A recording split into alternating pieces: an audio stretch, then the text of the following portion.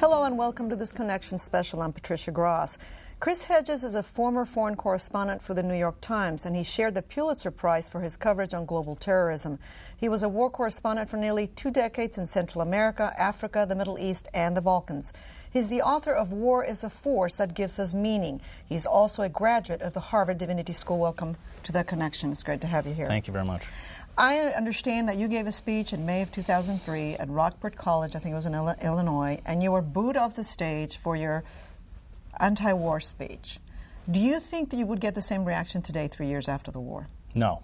And clearly, many of the questions that I was raising are being raised now within the mainstream, not only within the Democratic Party, but I think in most newspaper columns and television pundits.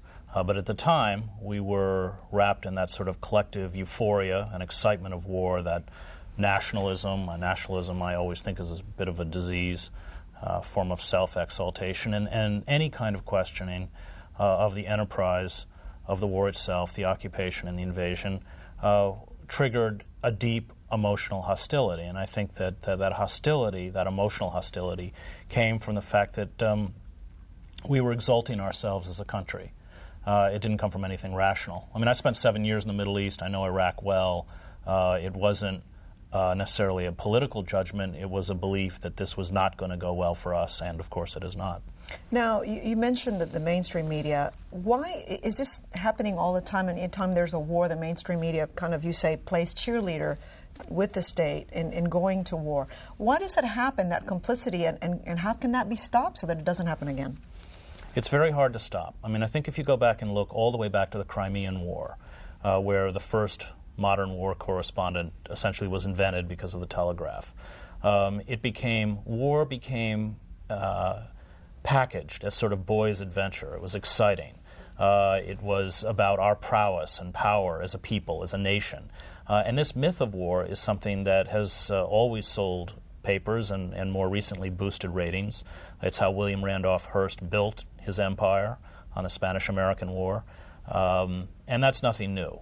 And I think that if you look closely at the kind of coverage, and even looking at the coverage of the Spanish Civil War, where you have journalists on the left like Martha Gellhorn or Herbert Matthews or Ernest Hemingway, they were nothing less than cheerleaders for, in this case, the Republicans. There are always those singular individuals, people like George Orwell, people like I.F. Stone, people like Randolph Bourne, who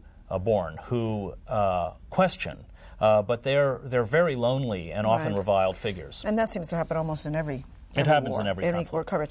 You say that the title of the book is War is a Force That Gives Us Meaning. I would think, why is that? Why does war gives us meaning or purpose in life? It doesn't make sense. Well, I think there's that old adage, war is hell.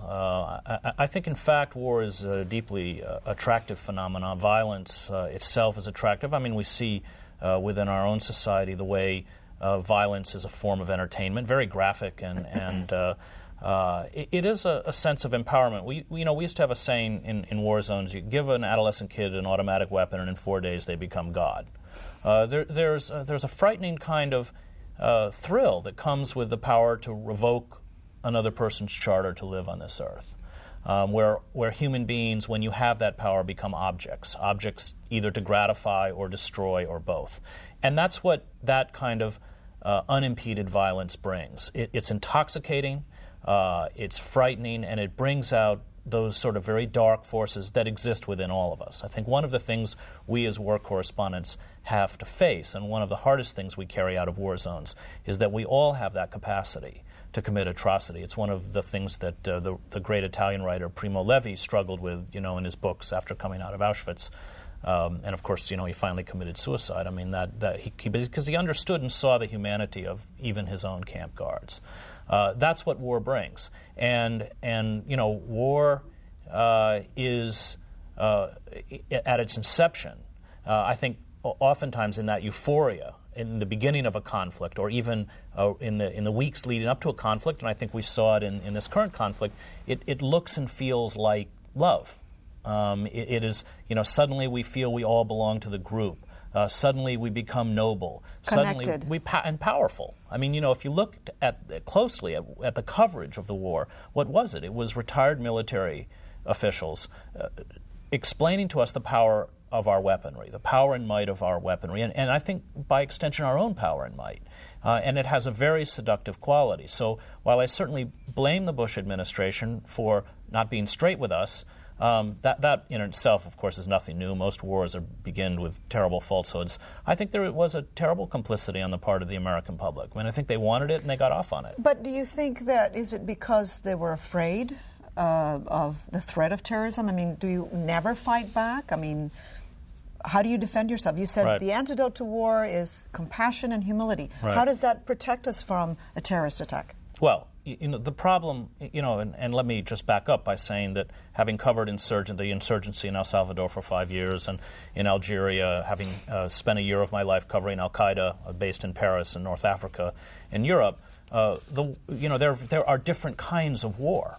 The war that I covered in El Salvador was very different from the Persian Gulf War, which was, huge M1 Abrams tanks going off into a battle where there were no civilians. And the war on terror is not a war. Terrorism is a tactic, and terrorism has been around since, Sallust wrote about it in the Jakartan Wars in North Africa against the Roman Empire. It's nothing new. The question is, how do you fight it? And you successfully battle terrorist groups, which have no fixed address, which are elusive, by isolating them within their own society. And that, for me, was the tragedy of what happened after 9/11. And I was in the Middle East immediately after 9/11.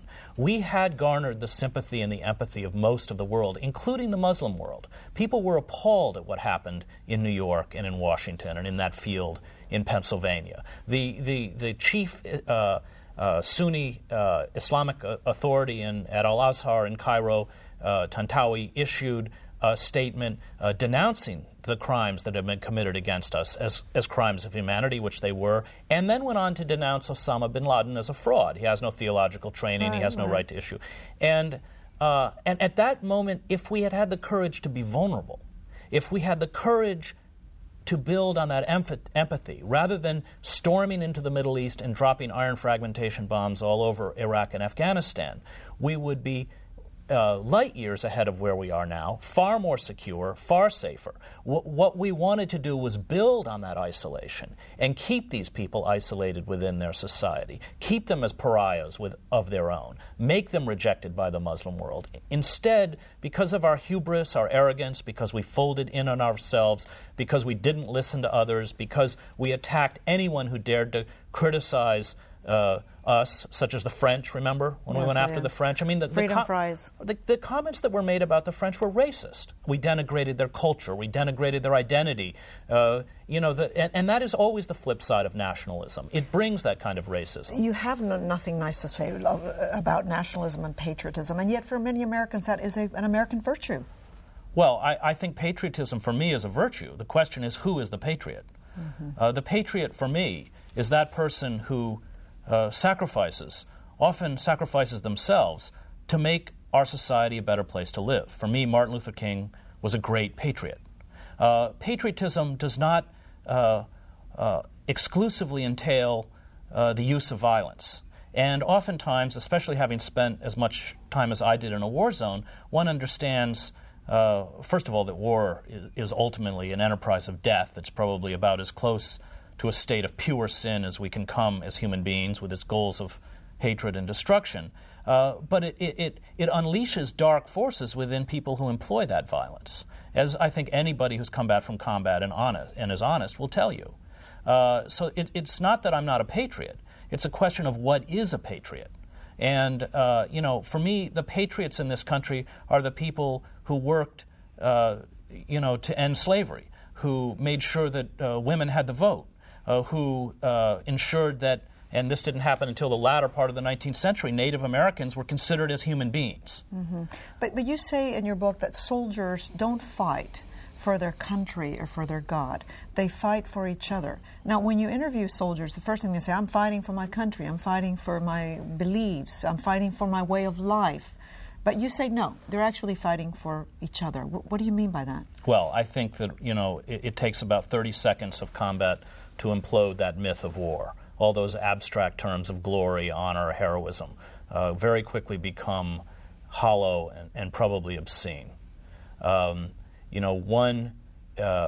they spend time in combat, there develops a terrible distance or alienation from those who are not there. So that when you come back from a combat zone, and I think you see this with soldiers and Marines that are coming back from Iraq now, and they hear that sort of hollow jingoism, of God and country, it doesn't connect with the reality that has become part of their life. And I think what the power that holds units together, and the military is very aware of this, is that comradeship that is created within the unit.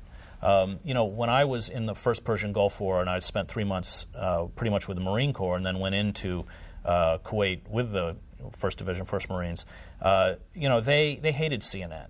They hated that flag-waving, pumped up graphics. These were young kids who, were facing the prospect of their own mortality. And I remember the night before people went in, people were vomiting, people were crying. That's what happens. Right, That's right. the reality. Like Saving of Private Ryan right before. Right, that is the reality of a war. You said something that was very interesting to me. You've seen so many people die in these different wars, and who do they call out right before they die, the soldiers? Well, it's not infrequent that people call out for their mother. I mean, it doesn't always happen, but it's certainly in every conflict I've been in, I've either heard it or heard of it, where dying soldiers will cry out for their mother. What concerns you right now about American democracy, about where we stand right now as far as the war and the future of this country? Well, I think we from out of the ashes and tragedy of 9/11, we had the capacity to reach out to the rest of the world, who was really on our side, and we turned our backs on them because of our own arrogance, because we became drunk on our own power. And we have, in the process, become international pariahs. We're reviled around the globe, and with good reason. We don't listen to others. We don't have any friends left. And as powerful as we are, in order to battle the scourge that is terrorism and that is a threat to us, we're going to have to do this together. We're going to have to do this as a community not only of like-minded industrialized democracies, but ultimately a community of states that include people who are not like us, Muslims, Hindus. There is going to have to be a concerted effort, and in fact, our own myopia has now left us so isolated. When you control a people by force, which is what we do in Afghanistan or Iraq, you depend on force for control. And that terrible isolation that has now gripped us always impairs judgment. You said war for you, and I guess for the country, was somewhat a narcotic. And yet you decided one day after 20 years, this is enough. Enough is enough. How did you come to that decision? Well, it wasn't a clean break. By the time I got to the war in Kosovo, it was over 15 years of covering conflicts. And there's a rush that comes, an adrenaline rush. Soldiers call it or Marines call it a combat high. It's real. And I think if you can control your fear, you often go out and try and seek that rush again and again. I did. You become, the longer you spend in a conflict zone, unable to cope in the world at peace. You long to get back to a world where at least you're understood, however deformed and distorted it is. But by the war in Kosovo, I knew how to do it. And I felt fear. We all feel fear, and fear is a constant battle. Courage is never a constant. There are days when fear wins. But I didn't feel the rush at all. And I sort of grit my teeth and did it, but I realized I had to get out. However, going back to a newsroom and giving up that role as the war correspondent, for which I was it was my profession. It's where I found my identity. It was my cachet at my news organization. Was very difficult, and I was lured back, like many of my friends were lured back, some of whom were killed in this war in Iraq. I ended up back in Gaza for the second Palestinian uprising and was in the Netzarim Junction and got caught in a very bad ambush. There was a kid killed a young Palestinian teenager killed about 15 feet away from me. And I realized then that I had to stop, or my luck would run out, as it has run out for many of those I worked with. But that was probably a 3-year process. And you know, I mean, honestly, it was emotionally wrenching. It caused me to have to create a new identity for myself. I had to get back in touch with the world and with people that I had turned my back on for many years. I think, like many people, I mean, one of the things that you struggle with when you are around that kind of violent death are your dreams. You know, you can contain the trauma, but at night, your subconscious goes places, and you don't want to go. It doesn't want to go. And you know, I never sleep well, and I can. And it's not just having a nightmare, it's the revisitation of trauma. And 2-3 days in a row of that, you don't sleep. You're waking up with tremendous pain, not only exhaustion, but pain. And I, like many, took solace in alcohol. You know, if you drink enough, you don't remember your dreams. You know, it was a way to kill it. You numb it. But of course, that is just really the road to self-destruction. And I stopped any kind of drinking. I wasn't an alcoholic, but you know, when things got bad, I would abuse it, and began that long road to recovery. But it was a long road.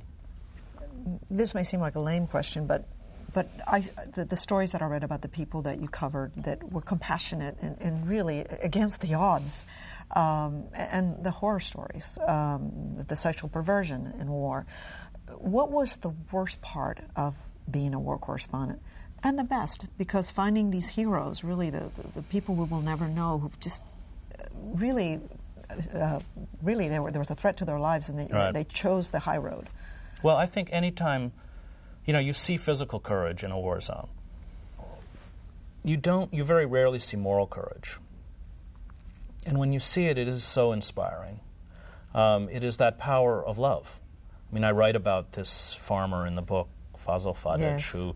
The Bosnian farmer. Yeah, the Bosnian Muslim who gave, you know, he was in Gorazda, which is surrounded by the Serbs. He could only milk his cows at night, and he gave milk to this Serbian infant who kept it alive. And his neighbors reviled him for it because, you know, it's a Serb, let the child die, and they would spit at him and stuff. And, you know, that was so moving, just as a form of witness, I mean, as to what it means to be human.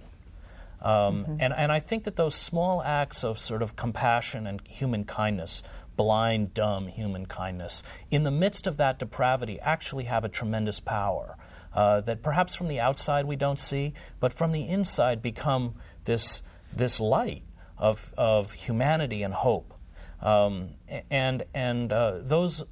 you know, moments were always incredibly inspiring. You know, people who, a Serbian family that would hide Muslims in their home. I mean, it didn't happen often. I mean, most people get caught up in the contagion. It doesn't happen often. That's why it's so extraordinary. And it's dangerous and risky. I mean, to take those stances entails risk. It entails, you know, being attacked, even by your neighbors, even by those you love. So those were always, of course, the most powerful moments, and ones that I really kept, I think, people like us going. You know, what is the worst? Well, I mean, part is visual. I mean, you know, what you saw. You know, when a 155 howitzer comes into a marketplace in Sarajevo, the actual the reality of that scene is not transmitted. I mean, it is just so gruesome and so horrific that the images would never appear on a screen. I mean, the images of war are always carefully censored. So those images, and then I think also having to cope with the fact that human beings like to destroy when they're allowed to, when they're given that moral license. And that includes destroying other human beings. You know, I was going to say, you say in your book, I think there's only 29 years that the world has been without wars. I mean, is war, and you quote a lot of the classical writers, is war a consequence of the human condition? I mean, are we ever going to get to the point or evolve enough spiritually or to stop this? I guess I side with Freud. I'm pretty much of a pessimist. I mean, Freud argued that there were the two most powerful forces in human society, as well as within the individual, were eros, and thanatos. Which is love, right? Yeah, that instinct to preserve, conserve, protect, and nurture. Or thanatos, that death instinct, that instinct to annihilate all living things, including ourselves. And that for Freud, these forces were in a kind of eternal conflict, with one usually ascendant. And I think from my own experience that's true. I mean, if you went to Belgrade now and tried to whip up the war fervor that convulsed Serbia in the early 90s, people would revile you because of the cost that they've paid. And yet, a generation, 2 generations later, people forget. That myth becomes ascendant again. Why do they forget, though? Because the myth is so exciting and intoxicating, and the reality is so hard to face. Is it hard to face, or are we not getting the truth in America about the war? I think the truth, if we look at any war, the truth comes out, although usually too late. Too late, yeah. And the war makers, and I have to fault the press along with this, assure us that those old stories have nothing to do with this glorious enterprise that we're about to embark upon. Even memoirs. I mean, if you look at The Old Breed by Sledge out of World War II, or Farley Mowat, or Robert Graves, we have testimony to the bestiality and brutality and savagery of war. It's there. But I think it causes, the problem is that the next logical step is for us to begin to look inside ourselves as human beings and see poisonous and dark forces within us that we'd rather not have to cope with or deal or perhaps even recognize are there. Do you think, though, that there are wars that need to be fought? I think, I'm not a pacifist. I think, having lived through the siege of Sarajevo, I was in the city where the Serbs were dropping up to 2,000 shells a day, constant sniper fire, 4 to 5 dead a day, 24 wounded a day. All you had to do was look at the Drina Valley or Vukovar or Mostar to know what would happen if the Serbs broke past, literally there was a trench system around the city. We knew that what would happen. Half of the city would be killed and the other half would be driven into refugee or displacement camps. There was no question, and the women would be herded off into these sort of rape camps that they set up, these brothels, and oftentimes held for 3 or 4 weeks and then executed. So one understood as a citizen of that city why you would pick up a weapon to defend your family or community. Mm. But that did not save the defenders of the city from the poisonous effects of war. Right. And that's why war is always tragic. What is the question, though, that Americans need to ask themselves before another war, another possibility of a war? Are there any questions that we as Americans can ask ourselves before we say, yes, let's do it, or no? Well, war always has to be a last resort. I think those who perpetuate war or would like war, if they can't present a credible and real threat, then they will fabricate a threat, which is, of course, what happened to this war, I think we're seeing this now with a lot of the rhetoric with Iran. But it's very hard to fight that euphoria and that nationalism and that intoxication. It's very difficult because when you get up, as I did in the lead up to this war and said, I'm an Arabic speaker. I spent 7 years there. The Iraqis are not going to greet us as liberators. They have, it's almost like shouting into a black hole. I mean, and as you mentioned earlier, when I did get up, I was booed off the stage. So I think those of us who have been there have a moral responsibility to speak out, but we shouldn't fool ourselves to think that we're going to be greeted with thunderous applause. Thank you so much, Chris Hedges, for joining us. Thank you. And thank you for watching. Don't forget, we're always interested in what you have to say, so if you have a question or comment about the show, call us at 713-743-8513 or send us an email at theconnection@houstonpbs.org. Thank you for being with us. Good night.